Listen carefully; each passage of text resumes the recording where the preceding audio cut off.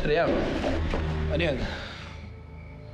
Ang mga nahalal sa Tejeros ay nanumpa na kagabi sa harap ni Padre Villafranca. Nanumpa? Opo, Supremo. Sa isang pare. Pati ikaw. Pinilit lamang nila ako. Kapatid na Andres, tumanggi ako ngunit natakot ako sa aking buhay. Patawad, Pangulo. Bukas na bukas din ay gagawa ako ng pahayag. Titiwalag ako sa pamahalaang ginawa ng mga Magdalo. Kuya, si Artemio nga mismo ang nagsabi sa akin tungkol dito. Ito'y pagtataksil sa bayan. Kinakalaban nila ang otoridad ng Supremo ng Katipunan.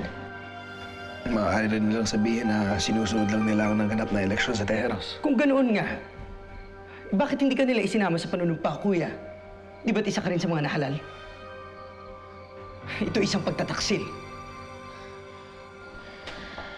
Ba't kaya naman nangyayari ito? Ngayon buong pwersa ang pagsanib ng kaaway. Don Ardeme, kailan mo magpatawag ng isang pulong sa mga Magdalo. Kailangan natin pag-usapan to.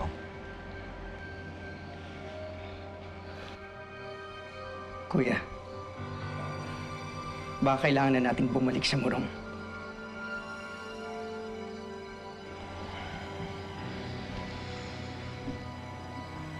Hindi pa. Naniniwala ako malulutasan natin ang suliranin ito. Narito po ako upang tumulong sa paghilom ng sugat ng ating lalawigan. Ang sugat ay hindi lamang sugat sa probinsya kundi sa buong kilos ang naghihimagsik. Hindi lang magdiwang ang binasos ng mga taga-Magdalo, kundi ang Supremo at ang buong Katipunan. Don Santiago, ang himagsikan po ay mas malaki na kaysa sa Katipunan. Narinig ko na yan. Tunay nga naman na marami na ang hindi kasali sa Katipunan ang siyang nakikilahok sa pag-aaklas, ngunit hindi yan ang aming panukala. Sa ating kalagayan ngayon ay kailangang mas malaki pa sa himagsikan ang ating gawin. Anong ibig mong sabihin? Panahon na upang tayo ay magtayo ng ating sariling pamahalaan. Isang panibagong bansa, hindi lamang isang sandatahan kundi isang republika na siyang pangungunahan ng mga taga rito sa ating lalawigan. Walang Magdalo, walang magdiwang.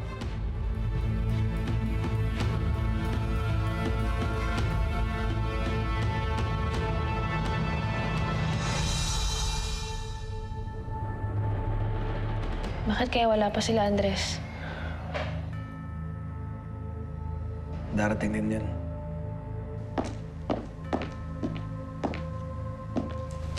Ano balita? Walang makakarating sa pagpupulong, Kuya. Ang sabi ay bumuo raw ang mga maghihimagsik ng bagong pamunuan ng himagsikan.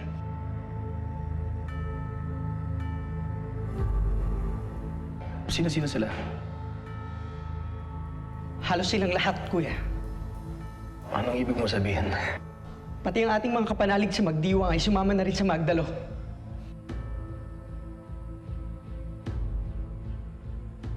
Si Don Mariano? Oo, Kuya. Pati si General Ricarte, Pascual Alvarez at Jacinto Lumbreras. Anong nangyari yan?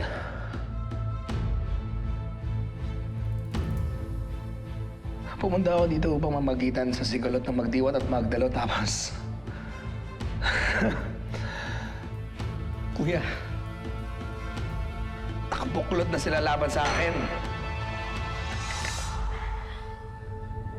Kuya, ano na ngayon ang gagawin natin?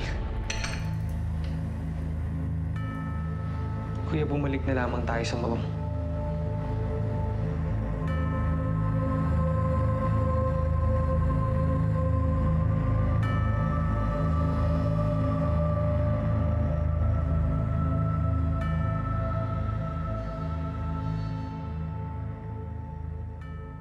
Ang pangkat ni na Andres Bonifacio ay tumulak na patungong Limbon. Patid natin na hindi nila kinikilala ang bagong tatag na Republika Pilipina. Sana ay maabutan niyo sila bago sila makalabas ng Cavite. Panatag mo ang iyong kalooban, Ginoong Pangulo.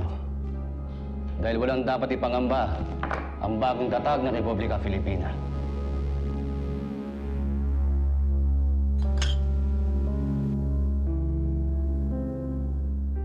Ito na ang simula ng wakas.